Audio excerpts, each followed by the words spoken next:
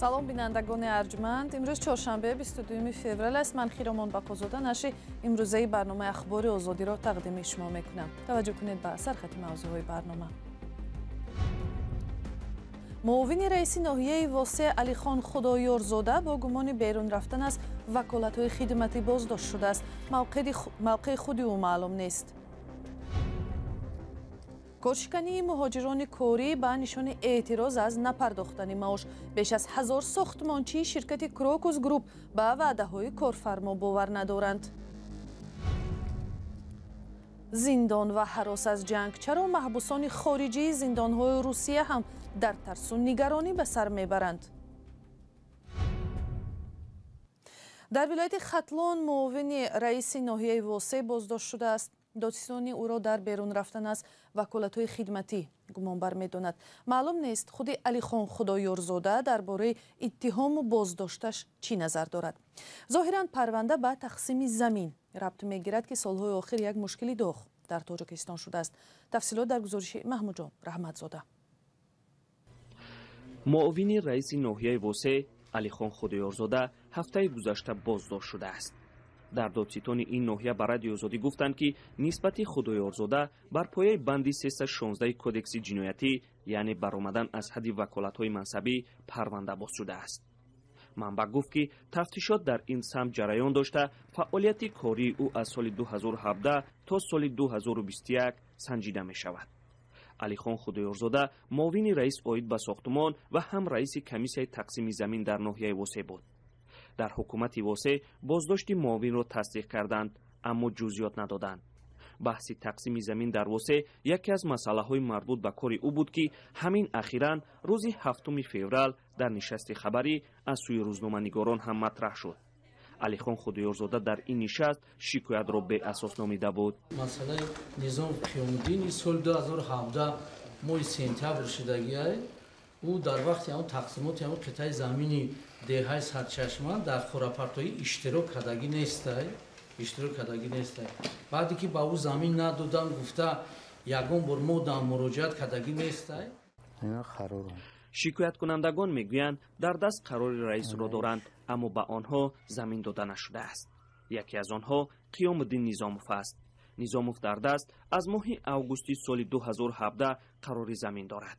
ҳоло даъвои ӯ дар он аст ки замини ӯ ба каси дигар дода шудааст. хӯрапартои доштам, ана чи қарор ҳама чиза доштам, гирифтан дигар каса доданаш. Алихон Худоёрзода 57 сол дошта моҳи июни соли 2017 муовини раиси ноҳияи восеъ таъин шудааст. аз соли 2017 то рӯзи боздошташ бо 3 раис кор кардааст. хонаводааш ба зангҳои мо посух надоданд. яке аз хоҳарзодаҳояш бо шунидани исми хабарнигор телефонро қатъ кард. то кунун вокуниши хонаводаи Худоёрзода ба боздошти ӯ маълум нест. мақомот ҳам расман дар бораи парвандаи муовини раиси восеъ чизе намегӯянд. аммо дар сурати исбот шудани гуноҳаш ӯро ҷарима ва ё ба муддати 4 сол зиндон таҳдид мекунад. дар минтақаи Кулоб ин бори аввал нест ки муовинон оид ба сохтумон ва раиси комиссияи тақсими замин боздошт ва нисбаташон парванда боз мешавад. Маҳмуҷон Раҳматзода, Озодӣ, ноҳияи восеъ. рӯзи 22 феврал дар вилояти Москав беш аз 1000 сохтмончии ширкати Крокус Груп коршиканӣ карданд.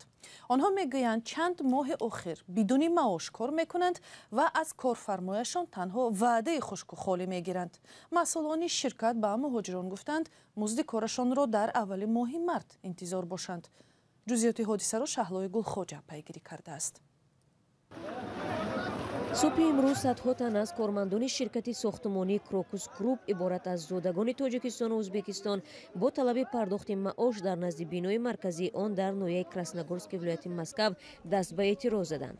ба қавли эътирозгароне ки дар сохтумони Лесобрежни кор мекунанд, онҳо 4 моҳ ба ин тараф маошро надиданд ва танҳо ваъдаи имрӯзу фардо мегиранд. сабаби дер пардохт шудани маоши муҳоҷиронро корфармоён ба таъхир дар дарёфти маблағ аз фармоишгар рабт доданд. назари сарони ширкати ширкати крокус груп дастрас нест. яке аз кормандони ин ширкат дар суҳбат бо радиои озодӣ гуфт муҳофизони крокус барои пароканда кардани ҷамъомадагон аз силоҳи травматикӣ ба ҳаво тирхолӣ карданд. масъулон ваъда доданд ки ҳафтаи оянда маоши кормандонро пардохт хоҳанд кард, вале муҳоҷирон мегӯянд ин ваъдаро бори чандум аст ки мешунаванд. дар аввали моҳи феврал низ гурӯҳе аз сохтмончиён таҷаммӯъ кардаву хостанд ҳаққи корашон дода шавад. инами одамо ҳама оила карида доранд. 3 моҳшид бе оила кор карданд. митинг карданд ки оила ка битан хуб натан ҳамаро чапа мекунанд. ба гуфтаи мусоҳибони радиои озодӣ дар ин ширкат ҳудуди 1000 нафар тоҷикон кор мекунанд ва аз моҳи ноябри соли гузашта ҳаққи заҳматашонро нагирифтанд. маоши сохтмончиёни ширкати крокус ба ҳисоби миёна аз 50 то 60 000 рублро ташкил медиҳад. муҳоҷирони тоҷик гуфтанд ҳамаи онҳо дар ширкати мазкур қонунӣ фаъолият доранд, аммо барои баргардонидани маошашон ба хадамоти муҳоҷирати тоҷикистон муроҷиат накарданд. ширкати бузурги сохтмонӣ крокус ба ораз агаларов сармоядори номдори озари табори рус марбут мебошад. дар гузашта низ шикояти муҳоҷирон оиди саривақт пардохт нашудани маошашон аз сӯи масъулони ин ширкат ҷой дошт. ва як матлаби дигар аз русия, маҳбусони зиндонҳои ин кишвар аз хатари ба ҷанги украина бурда шудан ҳарос доранд. ба мушоҳидаи ҳомиёни ҳуқуқ зиндонионро ҳатто шаҳрванди хориҷӣ ҳам бошанд маҷбурӣ ба ҷанг мефиристанд. ҳамкорони мо аз бахши мигрант медиа дар ин бора гузорише омода намуданд ки онро Зарангези Наврӯшоҳ тақдим мекунад. маро фиреб доданд, бо гумони қочоқи маводи мухаддир боздошт ва зиндонӣ шудам. абай шаҳрванди қирғизистон бояд 9 соли дигар дар зиндони русия адои ҷазо кунад. метарсад ки ба ҷанги украина бурда мешавад. таблиғгарон аллакай ба маҳбаси онҳо ҳам омадаву зиндонионро барои рафтан ба ҷанг ташвиқ кардаанд. бори аввал хоҳишмандонро интихоб карда бурданд, вале мо қирғизҳо дар ин ҷо ҳама сарҷамъ ҳастем ва онҳоеро ки нияти рафтан доштанд аз роҳ гардондем. мо ба онҳо гуфтем ки фикри оилаҳои худро кунед. наздикиҳои баҳор як гурӯҳи калонро ба ҷанг мефиристанд. мегӯянд ин бор маҷбурӣ мебаранд. абай бо вакили дифоъ ва наздиконаш талош дорад аз русия ба зиндони қирғизистон интиқол дода шавад, аммо ба далели ихтилофот дар қарори додгоҳҳо ин кор тӯл мекашад.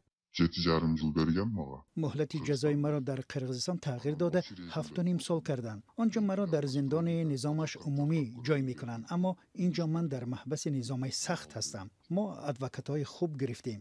ман қарори мусбати додгоҳро ба даст овардам. қарори моҳи декабр бароварда шуд. то ҳол интизори интиқол ба қирғизистон ҳастам. алимкан зани қирғизро ҳам сарнавишти писари маҳбусаш нигарон кардааст. беш аз 1 сол аст ӯ барои интиқоли писараш аз зиндони русия ба қирғизистон талош дорад. писари ман соли 2020 барои кор ба Москав рафт. мехост хона бихарад. бо туҳмат ба зиндон афтид. ман аз хешу табор пул қарз гирифта 1 сол барои озод кардани ӯ даводав кардам. имкон надоштам ки вакили дифоъ бигирам. беш аз 3 сол боз ӯ дар боздошт аст. ба муҳлати 11 сол маҳкум ба зиндон шудааст. дар маҷмӯъ дар маҳбасҳои русия беш аз 1000 зодаи қирғизистон адои ҷазо мекунанд. аксарият интизори иҷозатнома барои интиқол ба зиндон дар кишвари худ ҳастанд, вале дар бисёр маврид ин дархости онҳо рад мешавад. аксаран ихтилофот дар қарори додгоҳҳо ё иштибоҳ дар санадҳо монеи ин кор мешавад. маҳбуси ҷавонеро ки дар Татористон маҳкум ба зиндон шуд иҷозаи интиқол надоданд. ӯ 7 декабр боздошт шуд ва 23 март ҳукмаш эълон гардид, вале додгоҳи олии мо иштибоҳан навиштааст ки мурофиа 7 декабр доир шуд. барои ҳамин дархости интиқоли ӯ рад шудааст. аз аввали сол ҷасади 3 шаҳрванди қирғизистонро ба ин кишвар овардаанд. онҳо дар зиндонҳои русия буданд.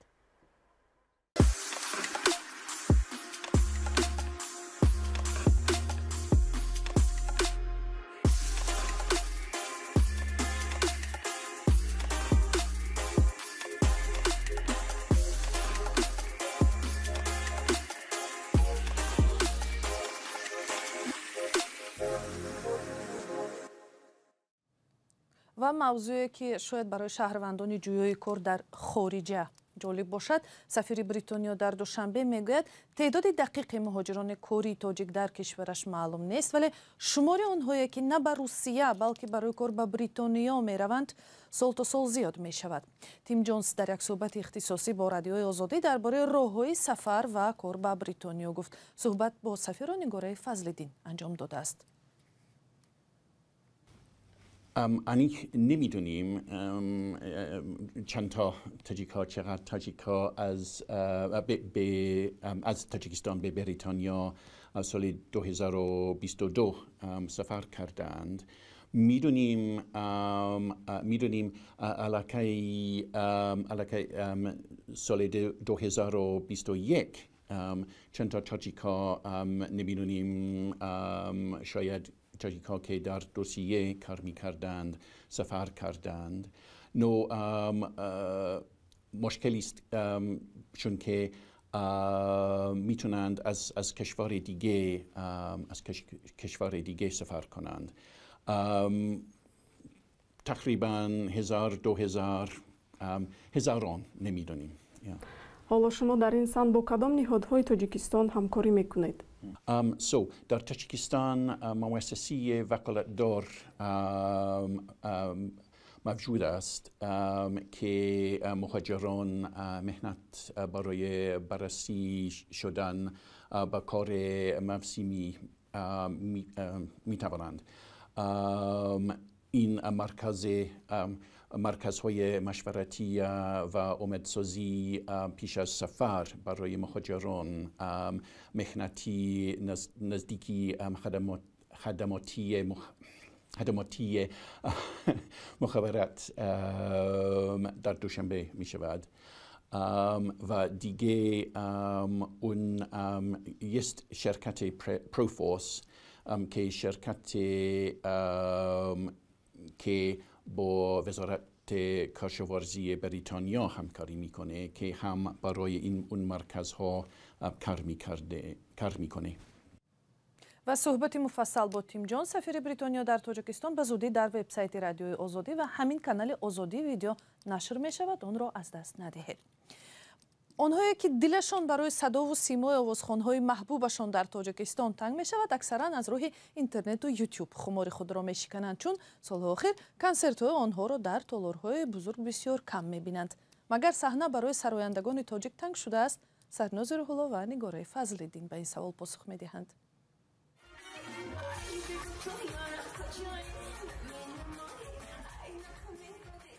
مینا آوازخوانی معروف بین جوانان یک هفته پیش کنسرت اولینش را برگزار کرد. برنامه هنری این آوازخوان در کاخ سروش در دوشنبه برپا شد.